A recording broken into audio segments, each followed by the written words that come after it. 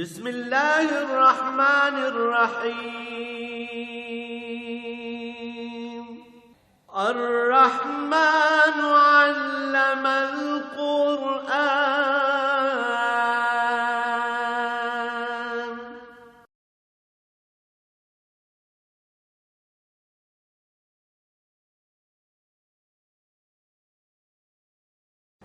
الحمد للہ رب العالمین والصلاة والسلام علی حبیبہ محمد وآلہ وصحبہ اجمعین اعوذ باللہ من الشیطان الرجیم بسم اللہ الرحمن الرحیم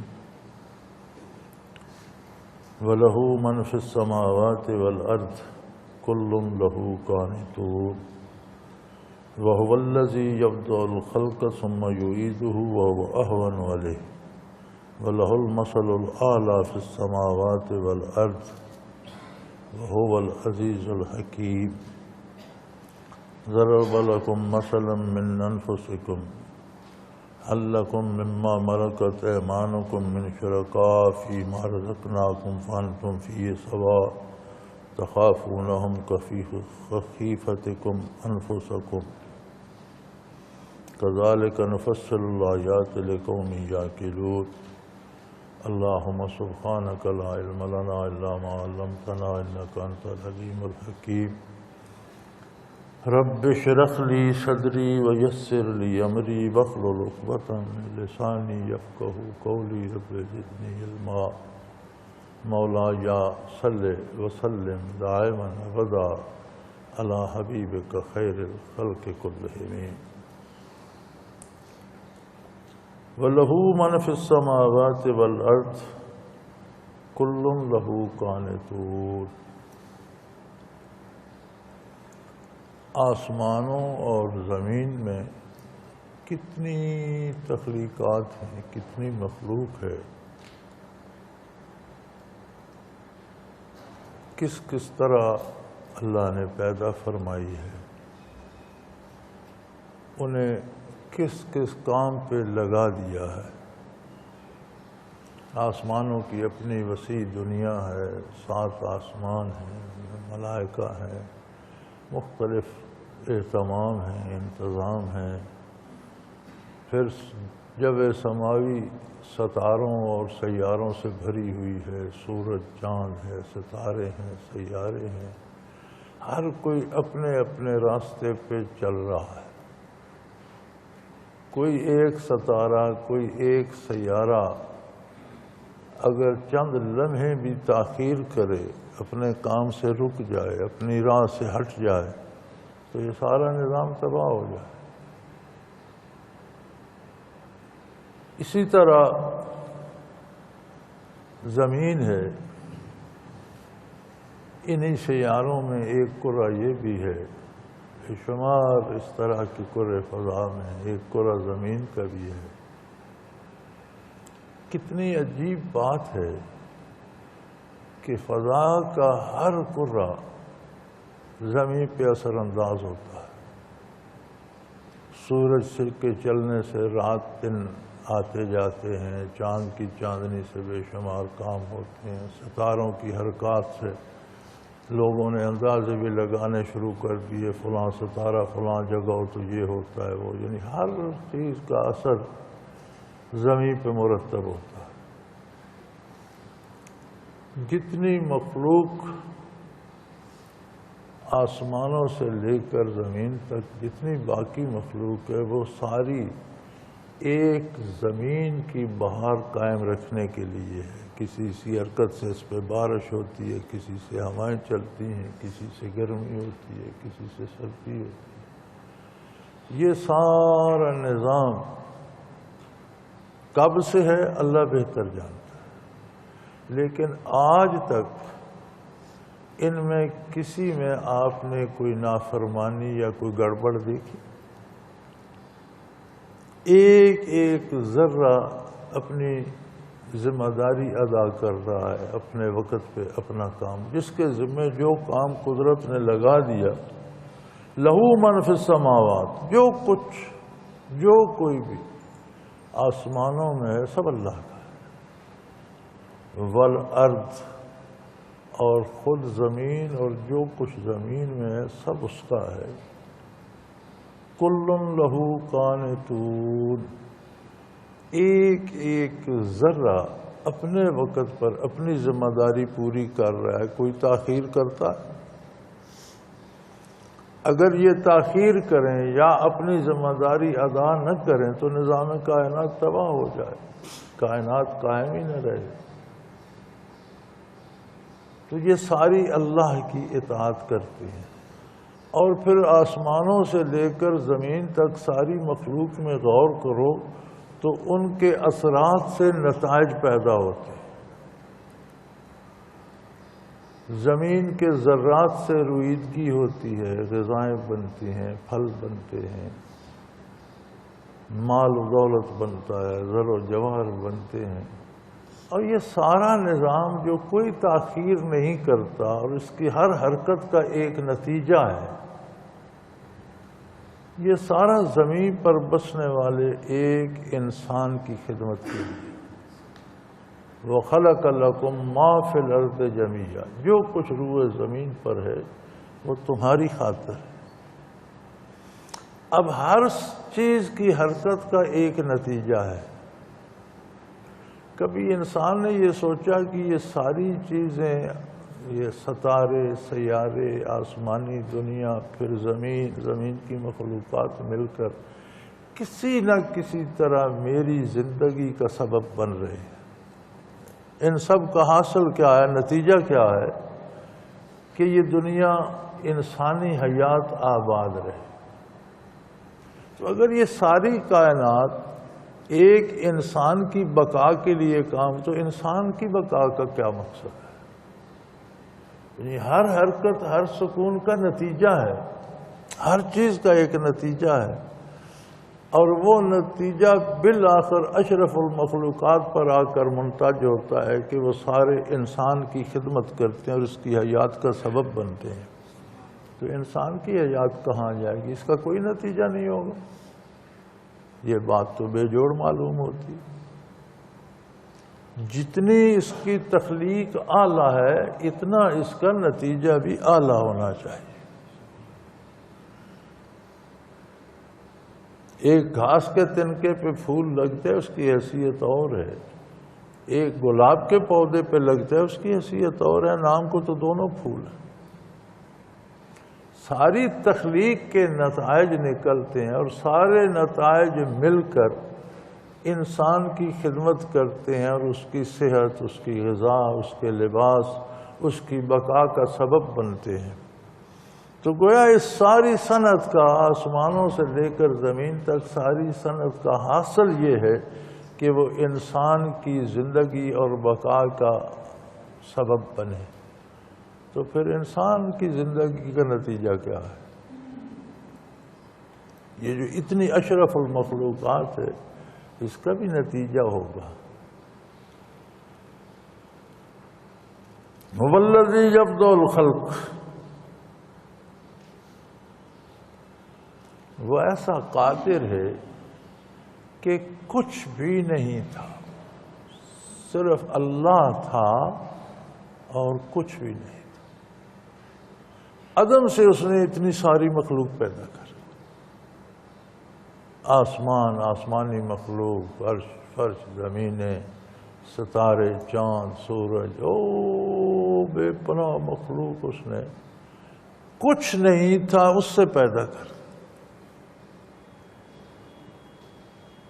اب اگر اس مخلوق کو دوبارہ فنا کر دے اور پھر پیدا کر دے تو کیا مشکل ہے؟ اللہ کے سوا کسی ذرے کا وجود نہیں تھا. نہ کوئی فرشتہ تھا، نہ کوئی آسمان تھے، نہ کوئی عرش تھا، نہ کوئی زمینیں تھیں، نہ کوئی بادل تھے، نہ کوئی حیوان تھے، نہ کوئی جھاڑیاں تھیں، نہ کوئی پودے تھے، نہ کوئی کچھ بھی نہیں تھا. اس نے عدم سے چیزوں کو وجود بخشا. اور آپ ایک زمین پر جس پر آپ 2 قدم رکھ کے کھڑے ہوتے ہیں، اس 1 فٹ مربع زمین میں کتنی تخلیق ہے آپ گر نہیں سکتے. اس فضا میں کتنی مخلوق بستی آپ گر نہیں سکتے.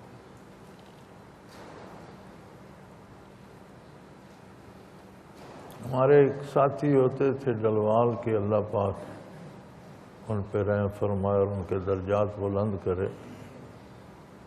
میں تقریباً 1 سال 63 مارچ سے لے کر مارچ 64 تک غالباً وہاں رہا ہوں، سکول پڑھاتا تھا. تو میرے ساتھ اللہ اللہ کرتے تھے، بہت اچھے مشاہد تھے. میں آ رہا تھا گلی میں، وہ جا رہے تھے. گلی میرا خیال ہے 6-7 فٹ ہوگی، 8 فٹ ہوگی. گلی ذرا کھلی تھی لیکن آخر گلی ہی تھی. تو مجھے دیکھ کر رک گئے. مجھے کہنے لگے حضرت میں یہاں سے اس دیوار تک 8 قسم کی مخلوق دیکھ رہا ہوں.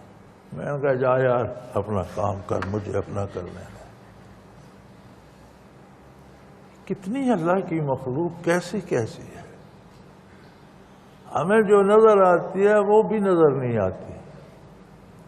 ہم زمین سے ایک ذرہ خاک کا اٹھاتے ہیں، ہمیں کوئی پتہ نہیں کہ اس میں آگے کتنے ایٹم کتنے ہیں، سیل کتنے ہیں، اس میں بجلی بھی ہے، اس میں منفی بھی ہے، مثبت بھی ہے، کوئی پتہ نہیں ہوتا.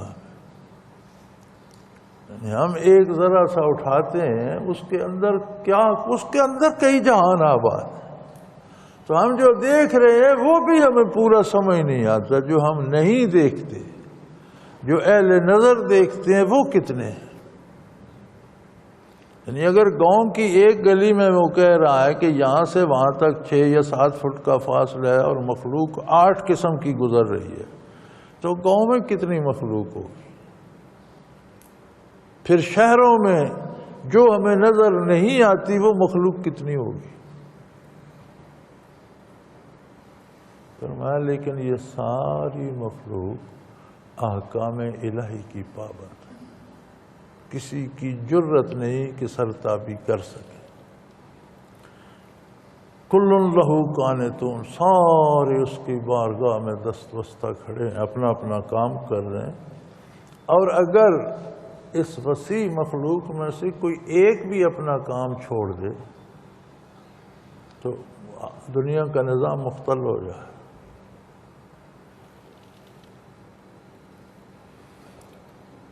چین والے عجیب عجیب کام کرتے رہتے ہیں. ایک دفعہ انہوں نے مہم چلائی تھی مکھیاں مار دو، اور اتنی مکھیاں ماری تھی کہ مردہ مکھیوں کے ٹرک بھر کر باہر پھینکے. ایک دفعہ انہوں نے چلائی چوہے مار دو، وہ بے شمار چوہے مار. فصلوں میں چڑیاں آ جاتی تھی، یہاں بھی آ جاتی ہیں فصلوں کے دنوں میں، پھر بتیرا فصل بھی کھا جاتی ہیں، نقصان پہنچاتی ہیں فصلوں کو بھی، دانے کھا جاتی ہیں. تو چڑیاں مار دو. جہاں جہاں سے انہوں نے چڑیاں مار دیں، وہاں جو کیڑے مکوڑے تھے فصلوں میں انہوں نے زیادہ نقصان کیا. تو پھر انہیں سمجھ آئی کہ یار چڑیاں تو زمیندار کی دوست ہیں، یہ تو سارے نقصان دہ کیڑے پتنگے کھا جاتی ہیں اور فصل بچ جاتی ہے. یعنی ہر چیز کوئی نہ کوئی خدمت کر رہی ہے انسانی بود و باش کے لیے، بقا کے لیے، زندگی کے لیے. تو اگر ہر چیز کا، ارض و سما کی ہر چیز کا منتہائی مقصد یہ ہے کہ وہ انسانی زندگی کا اہتمام کرے، تو انسانی زندگی کا بھی کوئی مقصد تو ہوگا، اس کا بھی تو کوئی انجام ہونا چاہیے. جہاں تک اس کی شان ہے، وہ قادر ہے کہ کچھ نہیں تھا تو اس نے یہ بے پناہ مخلوق پیدا کر دی. کچھ بھی نہیں تھا، کوئی مادہ، کوئی مواد، کوئی شے، کچھ نہیں تھا. اتنی وسیع کائنات اس نے پیدا فرما دی. وہ اسے دوبارہ پیدا فرمائے گا، اسے بگاڑے گا، اسے ختم کرے گا. یہ مخلوق ہے، اس کی ابتدا بھی ہے، انتہا بھی ہے.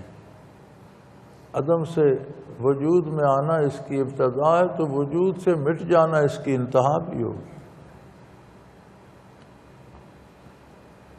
لیکن مٹا کر پھر بنا دے گا تو اس کو ہوا احون علیہ، اس کے لیے آسان تر ہے بھائی، کوئی مشکل نہیں.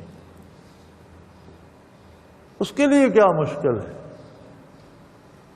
عدم سے جس نے وجود دے دیا، وجودوں کو ڈھا کر دوبارہ زندہ کرنا کیا مشکل ہے اس کے لیے؟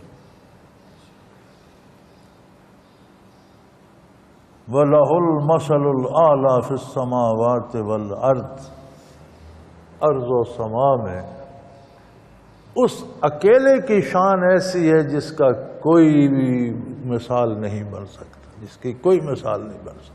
وہ اعلیٰ، سب سے بالا تر ہے، کوئی اس کا مثیل نہیں ہے، کوئی اس کے برابر کا نہیں ہے، کوئی اس کا شریک نہیں ہے، کوئی اس کے کاموں میں کسی کا حصہ نہیں ہے، وہ سب سے بالا تر اعلیٰ، وَهُوَ الْعَزِيزُ الْحَكِيمُ، اور وہ غالب ہے، جب چاہے جو چاہے اس کے دست قدرت میں ہے، جب چاہے جو چاہے کرے، لیکن وہ حکیم و دانا تر بھی ہے، اپنی حکمت سے چیزوں کو ظہور پذیر کرتا ہے۔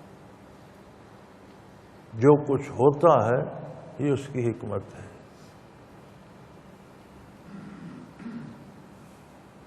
ضرب لکم مثلا من انفسکم هل لکم مما ملکت ایمانکم من شرکاء فیما رزقناکم وانتم فیہ سواء۔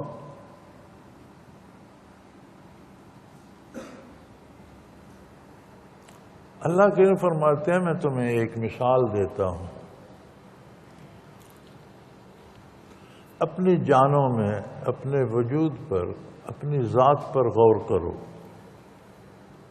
تم بھی انسان ہو، ایک مخلوق ہو۔ جن لوگوں کو تمہارا غلام بنا دیا ہے، جن کو تم ملازم رکھ لیتے ہو، جن سے تم خدمت لیتے ہو، وہ بھی انسان ہونے میں تو تم سے کم نہیں، تمہارے جیسے انسان ہیں، اللہ کی مخلوق ہے۔ تمہارے پاس جو مال و دولت ہے، کیا اس میں تمہارے نوکروں، ملازموں، غلاموں کا حصہ ہے برابر کا؟ کوئی حصہ ہے ان کا؟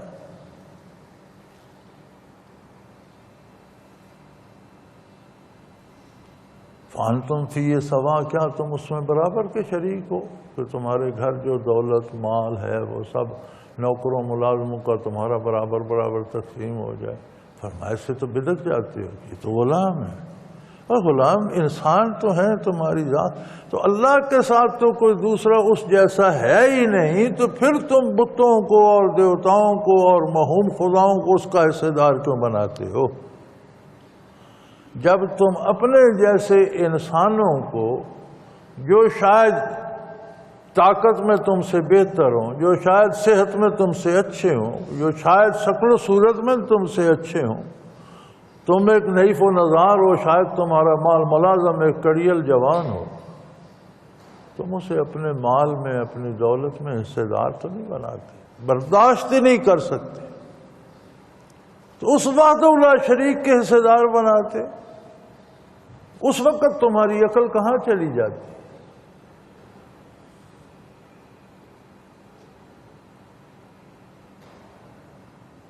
تخافونہم کخیفۃ انفسکم، جس طرح اپنی جان کا احساس ہوتا ہے، یعنی میں مالک ہوں، یہ میرے خادم ہیں، نوکر ہیں، اپنی ملکیت قائم رکھنا چاہتے ہو، ان کو حصے دار نہیں، تو اللہ کی حاکمیت قائم رکھنے کی طرف کیوں نہیں آتے؟ تم مخلوق ہو کر اپنی حاکمیت قائم رکھنا چاہتے ہو اپنے سے کم تر لوگوں پر، تو وہ خالق دو عالم ہے، مخلوق پر اس کی حاکمیت کا اقرار کیوں نہیں کرتا؟ کذالک نفصل الآیات لقوم یعقلون، اللہ کریم باتیں، دلیلیں کھول کر واضح کر کے بیان کر دیتے ہیں، لیکن دلائل بھی ان کے لیے ہوتے ہیں جن کے دماغ میں بھیجا ہو، کوئی عقل ہو، کوئی فہم و فراست ہو، اس طرف توجہ کریں، غور کریں۔ انسان ساری عمر مخلوق کو مسخر کرتا رہتا ہے، ہر بندہ فاتح اعظم بنا ہوا، یہ بھی میں کر لوں، وہ بھی میں کر لوں، وہ بھی حاصل کر لوں، وہ بھی پا لوں، وہ دولت بھی لے لوں، وہ زمینیں بھی لے لوں، وہ عہدہ بھی مجھے مل جائے، وہ گاڑی بھی لے لوں، وہ مکان بھی لے لوں، وہ بنگلہ بھی لے لوں، وہ بھی لے لوں، بھی لیتے رہو، کہاں لے جاؤ گے؟ تم سے پہلے بڑی قومیں آئیں، بڑے بڑے قلعے بنائے انہوں نے، بڑی دنیا فتح کی، بڑے بڑے لشکر بنائے، بڑے بڑے خزانے اکٹھے کیے، کہاں ہیں وہ؟ ان کے قلعے مسمار ہو چکے ہیں، ان کے گھر برباد ہو چکے ہیں، ان کے وجود مٹی کھا گئی ہے، ذرا پھر کے دیکھو تو صحیح۔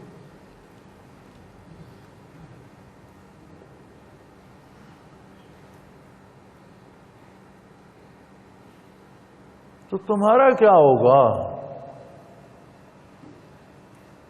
پھر موت اگر خاتمے کا نام ہوتا تو ٹھیک تھا بھائی، کسی نے اچھا کیا برا کیا مر گیا، بات ختم ہو گئی۔ موت خاتمے کا نہیں، موت اصل زندگی کا نام ہے۔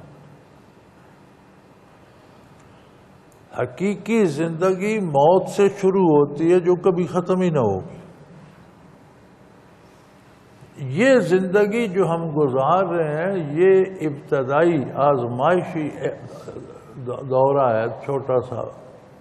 ایک آدمی ملازم ہونے کے لیے جاتا ہے، اس کے ٹیسٹ لیتے ہیں، امتحان لیتے ہیں، پھر وہ پاس ہوتا ہے، اسے ملازم کرتے ہیں، تو ملازمت تو شاید اس کی 20، 25، 30 سال رہے، اور یہ جو ٹیسٹ کا عرصہ ہے یہ شاید 30 گھنٹے بھی نہ ہو۔ تو یہ تو منظر پر پہنچنے نہ پہنچنے کا ٹیسٹ ہے اس دنیا میں، کہ تمہیں وہ جگہ وہ مقام ملنا چاہیے کہ نہیں۔ تو یہ تو بہت تھوڑا عرصہ ہونا چاہیے، بہت تھوڑا ہے۔ دائمی زندگی کے مقابلے میں اس کی حیثیت کیا ہے؟ جو نہ ختم ہونے والی زندگی ہے وہ موت سے شروع ہوتی ہے، اور یہ آزمائش ہے۔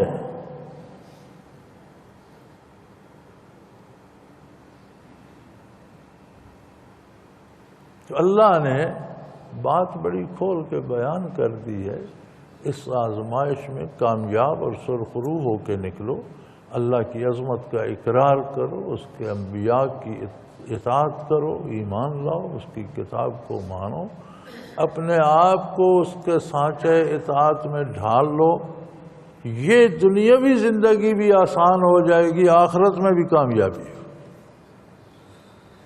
بڑی مزے کی بات یہ ہے، کہا جاتا ہے کہ جی دوزخ میں بڑی لذتوں سے ڈھانپ دی گئی اور جنت کو مشکلات سے ڈھانپ دیا گیا، لیکن حقیقت یہ ہے، اس کا دوسرا پہلو یہ ہے کہ جنت جانا سب سے آسان ہے۔ حلال روزی کمانا، سچ بولنا، نیک زندگی گزارنا، اللہ کی عبادت کرنا، چھوٹوں پر رحم کرنا، بڑوں کی عزت کرنا، شرافت سے رہنا، غریب مسکین کی اپنی حیثیت کے مطابق مدد کرنا، بیمار کی بیمار پرسی کے، ان میں کون سا مشکل کام ہے جس پر مصیبت آتی؟ اس کا مطلب ہے جنت تو آسان ہے۔ جہنم جانے کے لیے سب سے پہلے تو اللہ کو ناراض کرو، اس کے ساتھ شرک کرو، پھر اس کے نبی کا انکار کرو، پھر بدکاری کرو، پھر چوری کرو، پھر ڈاکہ ڈالو، پھر رشوت لو، پھر سود کھاؤ۔ ان میں سے کون سا ایسا کام ہے جس کے پیچھے پولیس نہیں پھر رہی ہوتی؟ اور ہمارے ہاں تو ایسی بد نصیبی ہے کہ ہمارے اعلیٰ ترین انسان جو اعلیٰ ترین عہدوں تک پہنچتے ہیں، وزیر اعظم ہوں یا صدور ہوں یا وزراء ہوں، جیسے اس پرائم منسٹر ہاؤس سے یا پریزیڈنٹ ہاؤس سے نکلتے ہیں پولیس پکڑ کر جیل میں ڈال دیتی ہے کہ چور ہے، کمال ہے۔ تو کیا فائدہ اس صدارت، اس وزارت، اس یہ تو سارا مشکل کام تو یہ ہے جہنم جانے کا، اور لوگ بڑی محنت کر کے، جیلیں کاٹ کے، گولیاں کھا کے، ملک کی ساری کی تو کار سہ کر، برے کام کر کے تب دوزخ میں محنت تو کرنی پڑتی ہے دوزخ جانے کے لیے۔ کتنا مشکل کر دیا اللہ نے دوزخ جانا، لیکن لوگ زنجیریں توڑا کر ساری زندگی محنت کر کے جا گھستے ہیں۔ اب کتنا آسان کر دیا ہے، خوبصورت راستہ بنا دیا ہے جنت جانے۔ بات شعور کی ہے کہ انسان کو کبھی توفیق ملے تو اس موضوع پر بھی سوچے. ہماری ساری سوچ ایک لقمہ نان کے گرد بندھی ہوئی. رات دن ہم یہی سوچتے رہتے ہیں. یار کوئی زندگی کا بھی مقصد ہے, کوئی تھوڑا سا وقت نکالو, اسے بھی سوچ کر سمجھنے کی کوشش کرو. اسی لیے فرمایا کذالک نفصل الآیات لقوم یعقلون. اللہ نشانیاں دلیلیں کھول کر بیان فرماتا ہے لیکن عقل والوں کے لیے. عقل والے اللہ انہیں مانتا ہے جو اس کائنات کے نظام کو دیکھ کر اپنے نظام حیات پر غور اور فکر کر کے اپنی زندگی کے نتیجے تک پہنچے. اور جو یہ نہیں سوچتا تو فرماتا ہے اولئک کالانعام, یہ لوگ بھی جانوروں کی طرح ہیں کہ پیٹ بھرا کھایا پیا اور بیٹھ کے بچے پیدا کیے اور مر گئے. بل ہم اضل, یہ چوپاؤں سے بدتر ہیں کہ چوپاؤں کو تو پیدا ہی اللہ نے چوپایا کیا, انہیں شعور ہی اتنا دیا. انہیں تو انسانی شعور سے نوازا تھا لیکن یہ جانوروں سے آگے سوچ نہیں سکے.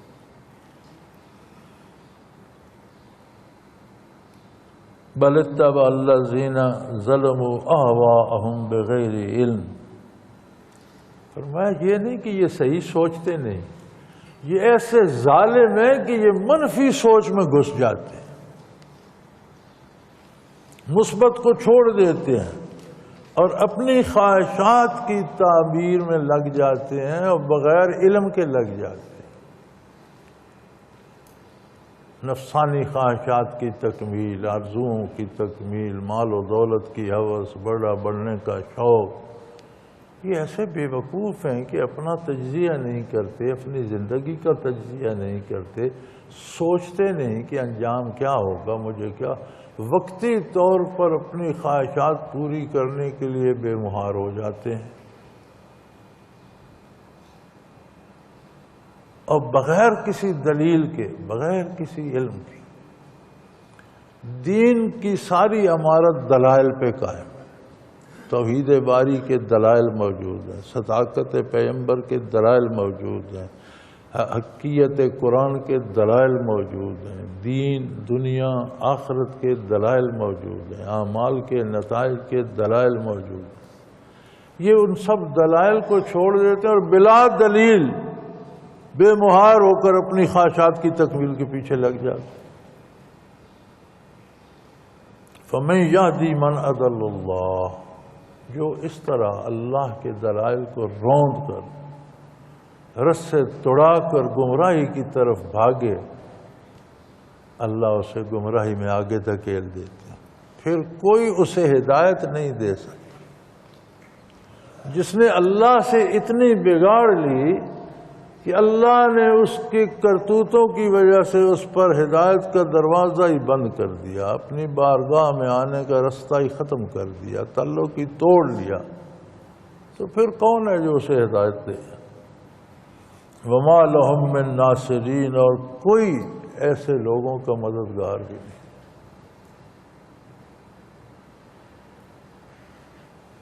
وہ جو کسی شاعر نے کہا تھا نا کہ اس کا کیا ہے, تم نہ سہی تو چاہنے والے اور ذرا ذرا اس کی بارگاہ میں سر بسجود ہے, عرض و سما اس کی بارگاہ میں سر بسجود ہے. ساری وہ مخلوق لمحہ لمحہ وہی کچھ کر رہی ہے جو وہ چاہتا ہے.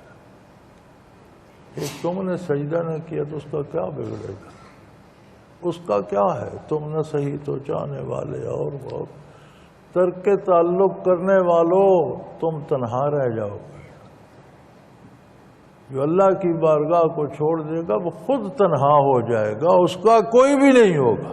جس کا اللہ نہیں ہوگا پھر اس کا کوئی بھی نہیں.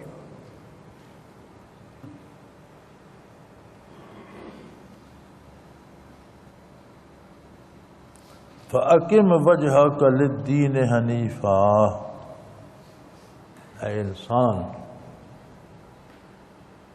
ایک دین, ایک نظریہ, ایک طرز حیات جو ایمان و عمل کا مجموعہ ہے, جو اس نے اپنی مہربانی سے تجھے عطا فرما دیا, انبیاء بھیج کر, کتابیں بھیج کر, اس پر ڈٹ جا،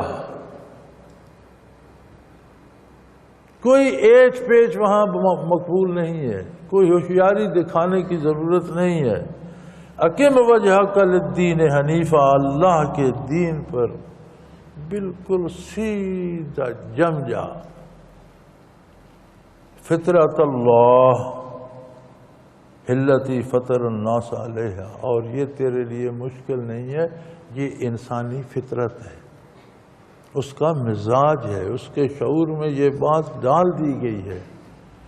جو چیز فطرت میں ہوتی ہے، مزاج میں ہوتی ہے، اس کا کرنا آسان ہوتا ہے، خلاف مزاج کرنا مشکل ہوتا ہے۔ ایک کام آپ کو پسند ہی نہیں، وہ کرنا مشکل ہے، ایک کام آپ کو پسند ہے، وہ مشکل بھی ہو آسان لگتا ہے۔ تو یہ سیدھا اللہ کی ہدایت پہ جم جانا، یہ فطرت انسانی ہے۔ جو بچہ پیدا ہوتا ہے، کل مولود یولد علی فطرہ، حضور صلی اللہ علیہ وسلم کا ارشاد ہے، ہر پیدا ہونے والا انسانی فطرت پہ پیدا ہوتا ہے۔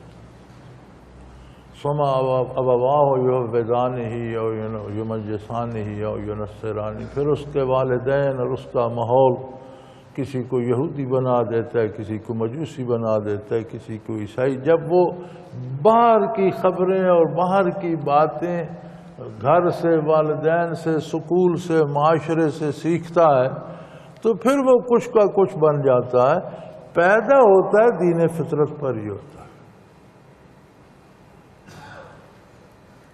تو دین فطرت اور انسانی فطرت یہ ہے کہ وہ اللہ کے دین، اللہ کے بتائے ہوئے راہ، جو فطرت اللہ نے انسان کو دی ہے اسی طرح کا دین دیا ہے۔ لا تبدیل لخلق اللہ، اور اللہ کی تخلیق میں کوئی تبدیلی نہیں۔ کبھی نہیں ہوتا کہ وہ گلاب کے پودے پہ کیکر کے پھول اگا دے، یا آپ گندم موئیں تو وہ باجرہ بن کے نکل آئے، کبھی نہیں ہوتا۔ اس کے فطرت کے قوانین اٹل ہیں۔ گندم بوئیں گے گندم ہی آئے گی، جوار بوئیں گے جوار ہی کاٹیں گے۔ گندم از گندم بروید جوز جو، از مقافات عمل غافل مشو۔ ہر چیز کا نتیجہ ہے۔ آپ کھیتی بوتے ہیں، بیج ڈالتے ہیں گندم کا، محنت کرتے ہیں، بہت سی گندم آ جاتی ہے۔ آپ کھیتی بناتے ہیں، جو اس میں بیجتے ہیں، محنت کرتے ہیں، جو بہت سے آ جاتے ہیں۔ جو بیج کر گندم نہیں آتی، گندم بیج کر جو نہیں آتی۔ اسی طرح جو عمل تم کرتے ہو، جو عقیدہ تم رکھتے ہو، اس کا بھی نتیجہ ہے۔ یا رضا الہی ملتی ہے یا غضب الہی۔ اب اپنے اعمال کو، کردار کو دیکھ لو۔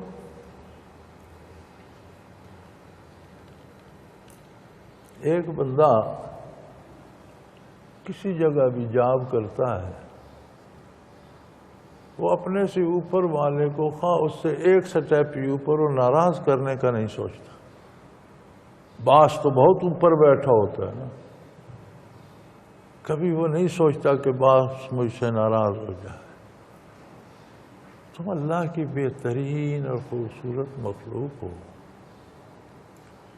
اور تمہیں اس نے یہ شرف بخشا ہے کہ تم مجھ سے ہم کلام ہوتے ہو، تم مجھ سے باتیں کرتے ہو، تم اپنا دکھ سکھ کہتے ہو، تم دن میں 5 بار متعدد رکعتوں میں رکوع سجود کرتے ہو، تم سے وہ باتیں کرتا ہے اپنی کتاب کے حوالے سے، تم قرآن کھولتے ہو تو تم سے باتیں کرتا ہے، یہ کرو یہ نہ کرنا، یہاں جانا یہاں نہ جانا، یہ سوچنا یہ نہ سوچنا۔ اس سب کے بعد تم پھر اس کو چھوڑ دو اور اپنی خواہشات اور نفس کے پیچھے لگ جاؤ، تو تم خود اندازہ کر لو اس کی سزا کتنی بڑی ہوگی۔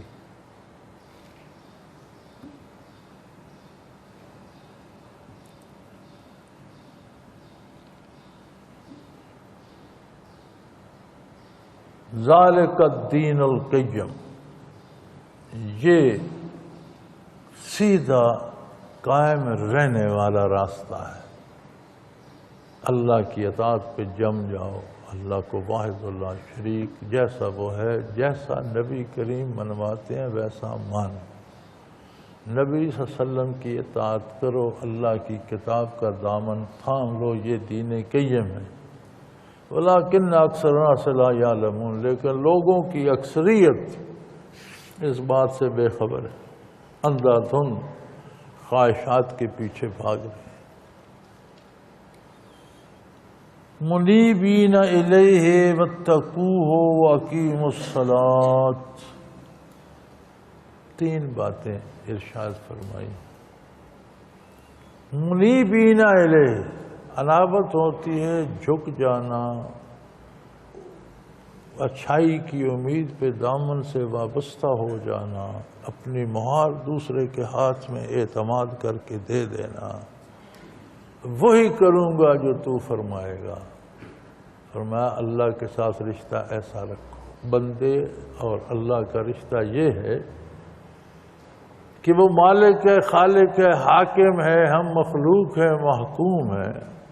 ہمارا مالک کے ساتھ مملوک کا اور رب کے ساتھ مربوب کا رشتہ ہے۔ ہمارا تعلق یہی ہے، منیبین الیہ، اس کی بارگاہ میں جھک جائے کہ اے میرے مالک میں وہی کروں گا جو تو فرمائے گا۔ واتقوہ، اس سے رشتہ پیدا کر لو، ایسا رشتہ پھر غلطی کرتی ہو اس رشتے میں دراڑ آنے کا ڈر ہو۔ جو کہتے ہیں نا اللہ کا خوف کرو، میں اللہ سے بہت ڈرتا ہوں۔ تو شیطان نے بھی جب اہل مکہ تیار ہوئے بدر کو جانے کو، تو ایک بڑا عجیب کام کیا۔ ایک عرب سردار تھا جو مکہ کے نواح میں رہتا تھا اور اس کی بڑی طاقت تھی، تو اہل مکہ اس بات سے ڈرتے تھے کہ اگر ہم نے شہر خالی کر دیا اور ہم سارے باہر نکل گئے تو شاید وہ ہمارے شہر پہ غارت گری کرے اور ہمارے گھروں کو لوٹ لے۔ تو شیطان نے مجسم ہو کر اس کی شکل اختیار کر لی، ساتھ ایک لشکر بھی لیا اور ابو جہل وغیرہ سے کہا کہ بھئی مجھ سے نہ ڈرو، میں تو یہ تمہارے ساتھ آ گیا ہوں، اور یہ جو اسلام ہے اور رسول اللہ صلی اللہ علیہ وسلم ہے یہ ہمارے مشترکہ دشمن ہے، میں بھی تمہارے ساتھ چلتا ہوں۔ مل کو وہ بڑے بے فکر ہو گئے، بڑا انہوں نے لشکر بنایا۔ جب بدر میں پہنچے، فوجیں صفارا ہوئیں، جب فرشتوں کا نزول شروع ہوا تو وہ بھاگا۔ تو ابو جہل نے کہا کہ اتنے بڑے قبیلے کے نامور سردار اور بڑے جانباز اور بڑے دلیر ہو کر بھاگ رہے ہو۔ تو شیطان نے کہا انی ارا ما لا ترون، اس نے کہا جو میں دیکھ رہا ہوں تم دیکھ نہیں رہے۔ انی اخاف اللہ، مجھے اللہ سے خوف آتا ہے۔ بھئی اللہ کا ڈر تو یہاں بھی آ گیا، شیطان بھی اللہ سے ڈرتا ہے اور بندہ بھی تقوی کا مطلب ڈاری کرو اللہ سے ڈرتا ہے، تو فرق کیا ہوا؟ شیطان ڈرتا ہے اس کی طاقت سے، بندے کا ڈر یہ ہے کہ اس کے ساتھ رشتہ قائم کر لے اور پھر کوئی ایسی بات ایسا کام نہ کرے کہ اس رشتے محبت میں دراڑ آئے۔ یہ فرق ہے۔ یہ جو ہم کہتے ہیں خوف خدا، شیطان کہتا ہے انی اخاف اللہ، میں اللہ سے ڈرتا ہوں۔ وہ ڈرتا ہے جیسا کمزور طاقتور سے ڈرتا ہے، وہ کوئی کمال نہیں، وہ کمزور کو ڈرنا پڑتا ہے۔ بندے کا ڈر نہیں، بندے کا تقویٰ ہو جو تقویٰ وہ ڈر ہے کہ ایک رشتہ بن گیا، اب کوئی ایسی بات ایسا کام نہ ہو کہ اس میں کمی آئے، اس میں کوئی دراڑ آ جائے، وہ تعلق خراب نہ ہو۔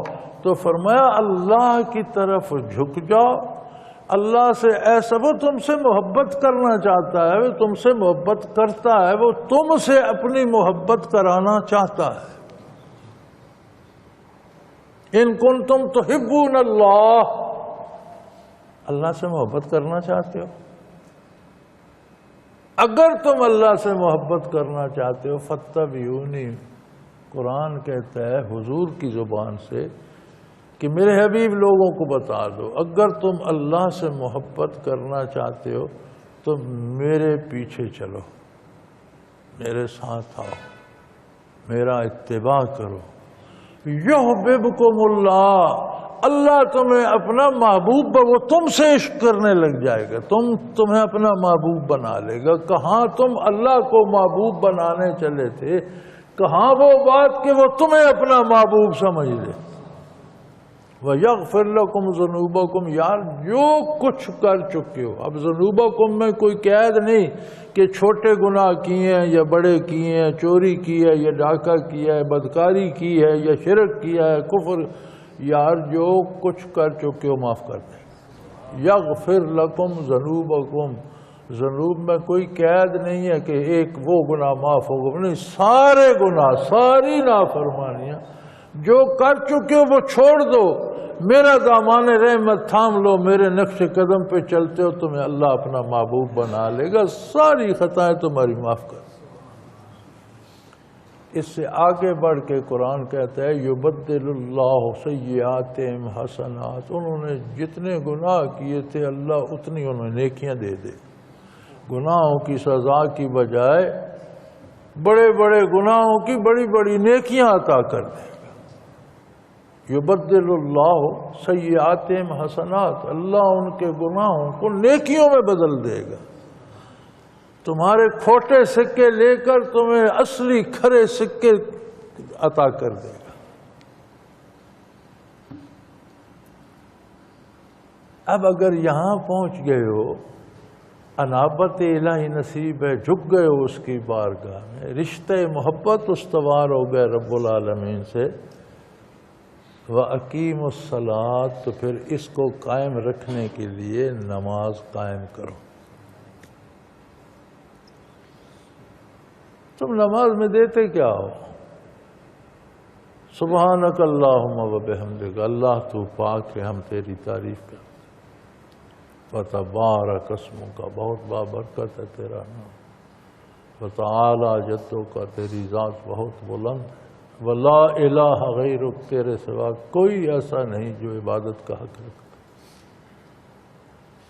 پھر فاتحۃ الکتاب آ جاتی ہے، چھوٹی چھوٹی 7 آیتیں ہیں، پورے قرآن کریم کے 30 پاروں کا خلاصہ، جتنی حکایت آگے 30 پاروں میں پھیلی ہوئی ہے نا، اس سب کا مضمون ان 7 آیتوں میں جمع کر دیا۔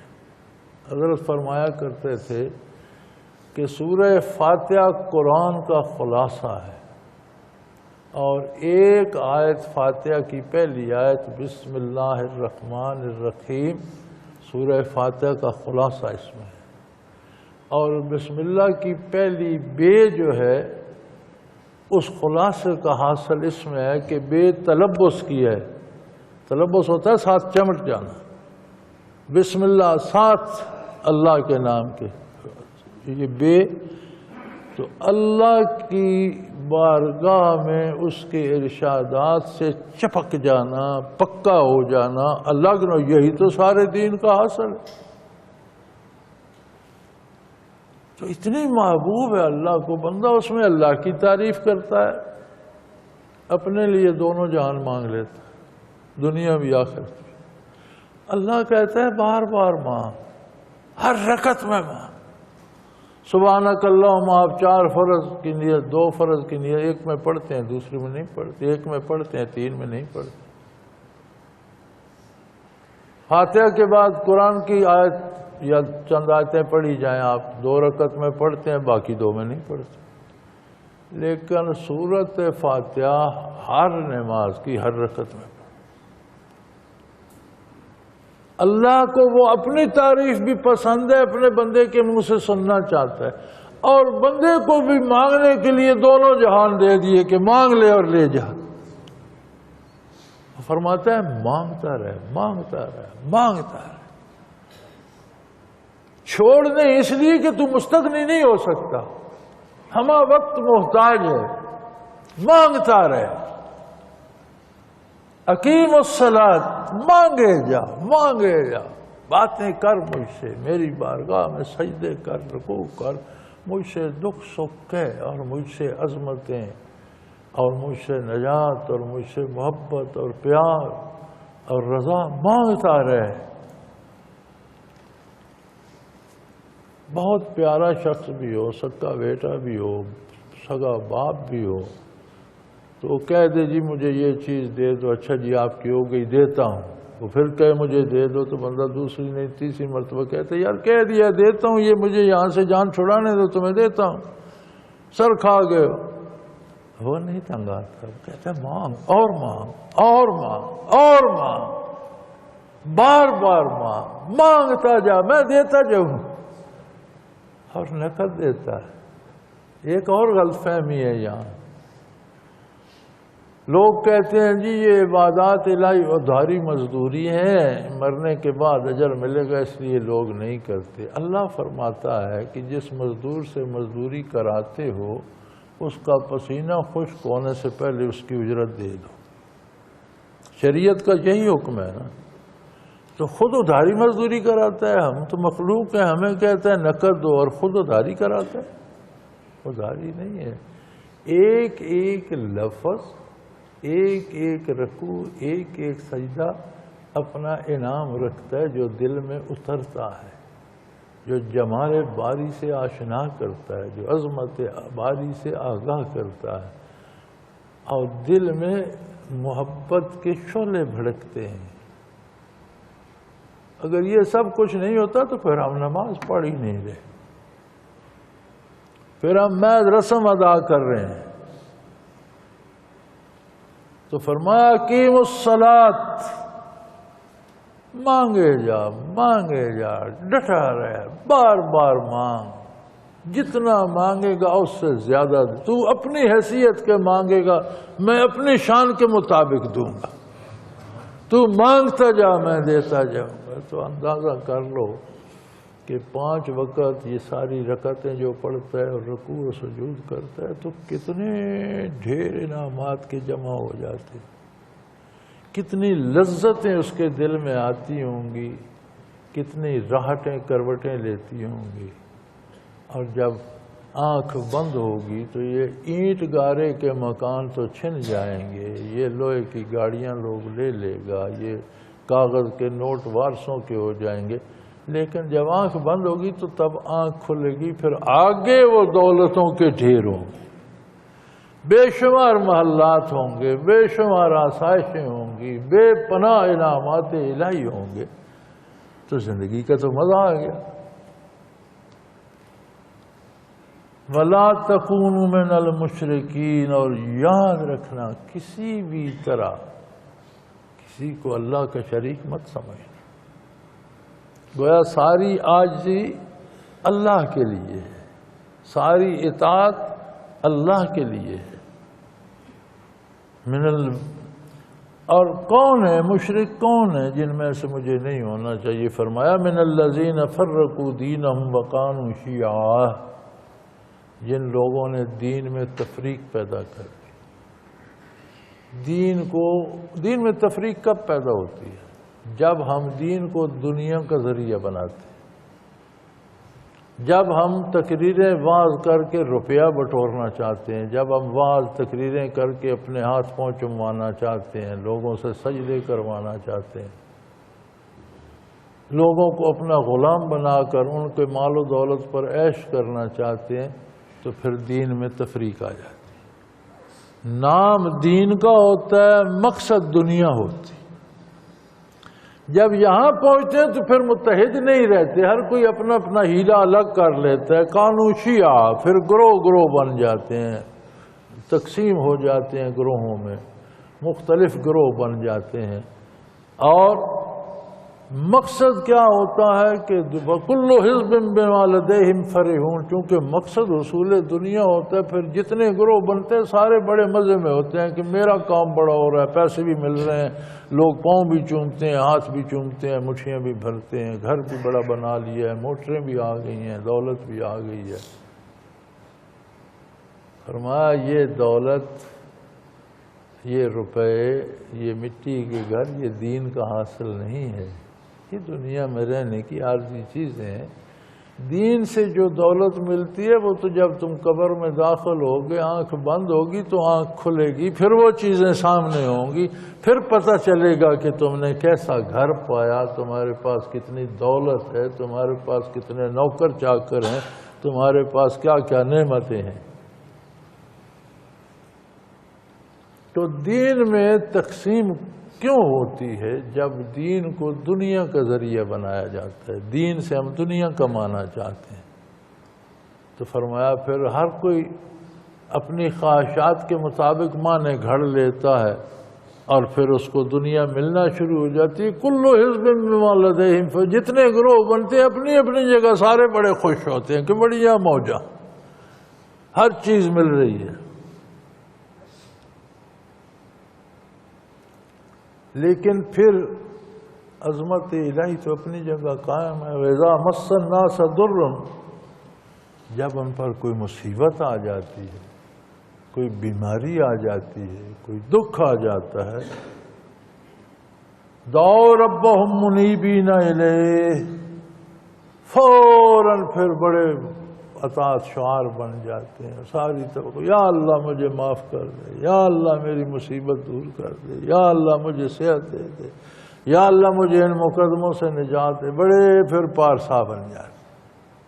وہی لوگ جنہوں نے دین کو دنیا کا ذریعہ بنایا، پھر بڑے جب تکلیف آتی ہے تو بڑے دعائیں کرتے ہیں،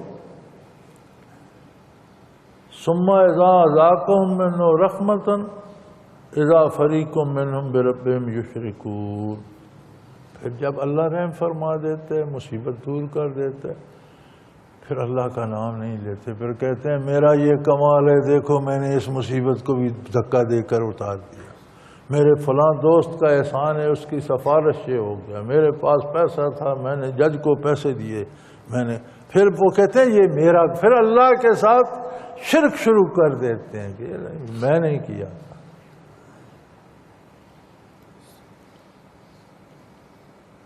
لِيَكْفُرُوا بِمَا آتَيْنَاهُمْ، ناشکری کرتے ہیں ان نعمتوں کی جو ہم نے عطا کی۔ وہ کتنا کریم ہے کہ تم نے اس کے پاک نام کو، اس کے اعلیٰ نام کو، اس کی اعلیٰ شان کو، اس کے ارشادات کو، اس کے نبی کے ارشادات کو، اس کے کلام کو حصول دنیا کے لیے بیچ کھایا،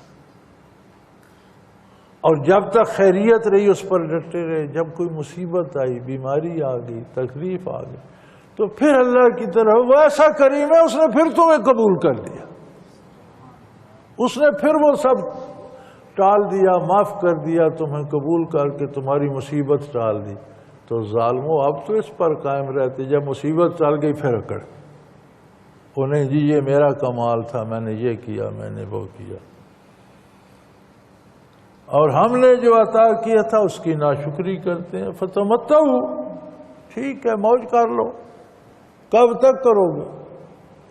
فتمتعوا، تمتع کر لو، فائدہ اٹھا لو، چیزیں استعمال کر لو، دولت استعمال کر لو، دنیا استعمال کر لو، راحت، ذرا گرمی ہوتی ہے گاڑی نکالتے ہیں، بیوی بچوں سمیت مریضہ بریک مارتے ہیں، ناران چلے جاتے ہیں۔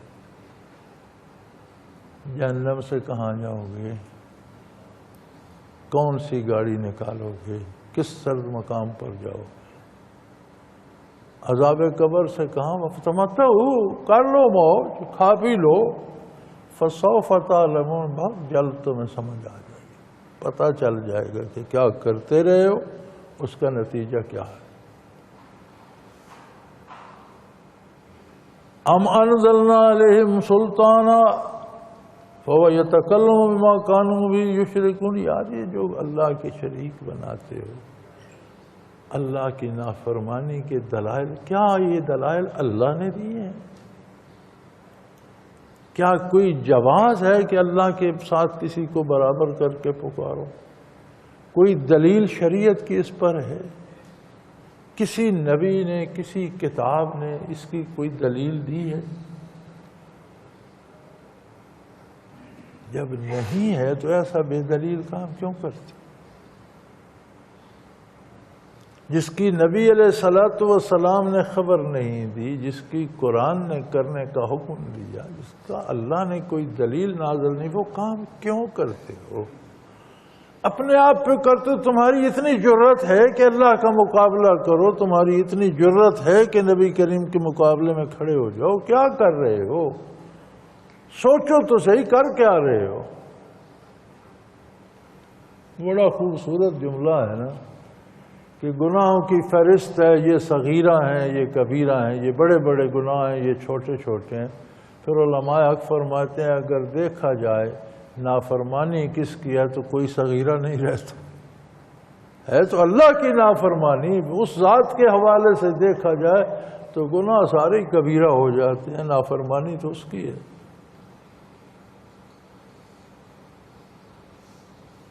تو فرمایا کیا ہم نے انہیں کوئی آیت، کوئی دلیل، کوئی ثبوت دیا ہے جس پر یہ شرک کرتے ہیں؟ اذا اذقنا الناس رحمة فرحوا بها، جب ان پر اللہ کی رحمت ہوتی ہے، آسانیاں آتی ہیں تو بڑے خوش ہوتے ہیں، بڑے پھونڈ جاتے ہیں، بڑے میں یہ ہوں، میں وہ ہوں۔ ان تصبهم سیئۃ بما قدمت ایدیہم اذا ہم یقنطون، اور جب ان پر کوئی مصیبت آتی ہے، اور مصیبت کیوں آتی ہے؟ بما قدمت ایدیہم، ان کے اپنے ہاتھوں کے کیے سے مصیبت آتی ہے۔ قرآن کریم میں دوسری جگہ اللہ کریم فرماتے ہیں کہ اگر ہر جرم پر گرفت ہوتی تو دنیا میں کوئی زندہ نہ رہتا، میں گناہ معاف کرتا رہتا ہوں، کسی کسی پر تھوڑی بہت تکلیف بھیج دیتا ہوں، وہ بھی اس لیے کہ تمہیں اندازہ ہو کہ برائی کا نتیجہ کیا ہے، اور تم رجوع کرو، توبہ کرو میری بارگاہ میں، اور میں تمہیں معاف کرتا ہوں۔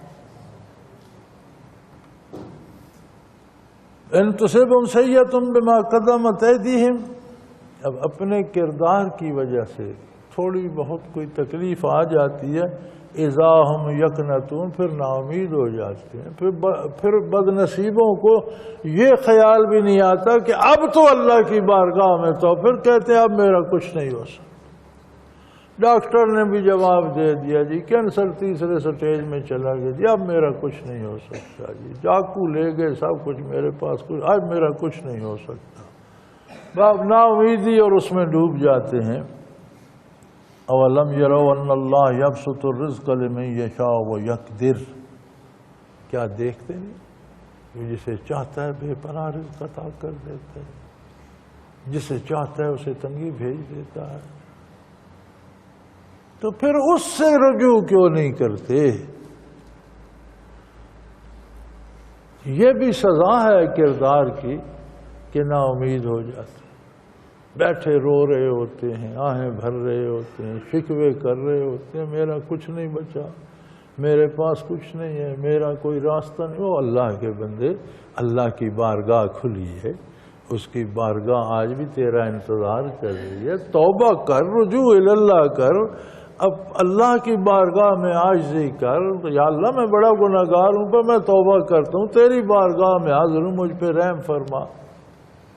لیکن وہ جو پچھلے کرتوت تھے نا، انہوں نے توفیق توبہ بھی سلب کر، پھر نا امید ہو کر بیٹھ جاتے ہیں، اور یہ ان کے سامنے کائنات پھیلی ہوئی ہے، یہ نہیں دیکھتے۔ ہم نے دیکھا ہے مزدوروں کو حکومت کرتے، یہ ہٹلر جس نے پوری دنیا ہلا دی تھی، اس کا باپ موچی، اور موچی بھی اس درجے کا تھا کہ گلی میں بیٹھ کر جوتے گانٹ رہا ہوتا، بیٹے نے پوری دنیا ہلا کے رکھ۔ ہمارے حکمرانوں میں اکثر ایسے ہیں جن کو اور جن کے باپ دادا کو ہم نے مزدوریاں کرتے دیکھے، حکومتیں کر رہے ہیں۔ جب چاہتا ہے، جس کو چاہتا ہے، جو چاہتا ہے دے دیتے، تو نا امید کیوں ہو رہا ہے؟ پھر اس کی بارگاہ میں کیوں نہیں جاتا؟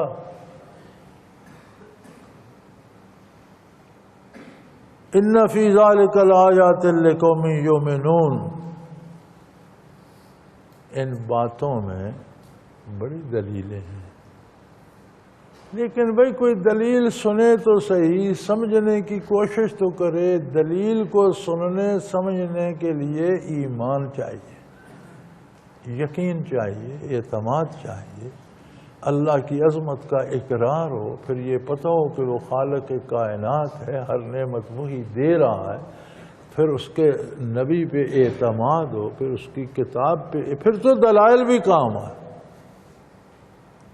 تو ان چیزوں کا پتہ ہی نہ ہو، اس طرف کبھی سوچا ہی نہ ہو، ادھر دھیان ہی نہ کیا ہو، تو پھر دلیلیں ایسے بندے کو کیا کام آئیں گی؟ وآخر دعوانا ان الحمد للہ رب العالمین۔ اللہ اللہ اللہ اللہ اللہ اللہ اللہ اللہ۔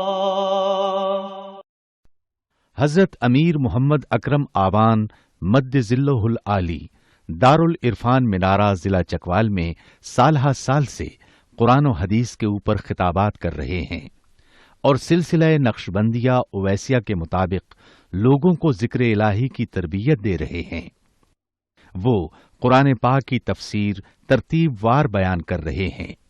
تفسیر قرآن کو وہ موجودہ ملکی اور بین الاقوامی حالات کے مطابق بیان کرتے ہیں۔ موٹر وے سے کلر کہار کے انٹرچینج سے نکلتے ہوئے، کلر کہار کی جھیل سے ہوتے ہوئے، میانی، بوچھال اور نور پور سے گزرتے ہوئے دارالعرفان منارہ پہنچ سکتے ہیں۔ حضرت امیر محمد اکرم آوان نے بچیوں اور بچوں کی دینی اور دنیاوی تعلیم کے لیے سقارہ اکیڈمی کے نام سے ایک درسگاہ بھی قائم کی ہے، جس کا افتتاح ملک پاکستان کے صدر جنرل محمد ضیاء الحق نے اپنے دست مبارک سے کیا تھا۔ وہ تمام احباب جو اسلام کی طلب رکھتے ہیں ان سے گزارش ہے کہ دارالعرفان منارہ ضلع چکوال میں امیر محمد اکرم آوان صاحب کے خطابات سے مستفید ہوں۔ وہ ہر جمعے کو نماز سے پہلے بیان فرماتے ہیں۔ ہر ماہ کی پہلی اتوار کو ماہانہ اجتماع ہوتا ہے جس میں آپ خصوصی خطاب فرماتے ہیں اور پاکستان کے چاروں صوبوں سے احباب اس اجتماع میں شرکت کرتے ہیں۔ اس کے علاوہ یہاں سال میں 2 مرکزی اجتماعات بھی ہوتے ہیں، ایک رمضان المبارک میں اعتکاف کا اجتماع اور دوسرا جولائی اور اگست میں 40 دن کا اجتماع ہوتا ہے جس میں روحانی تربیت کی جاتی ہے۔ اپنا خون سیماب دے کر اتنا ہم کر جائیں گے، نام آقا کا چمن میں پھر رقم کر جائیں گے۔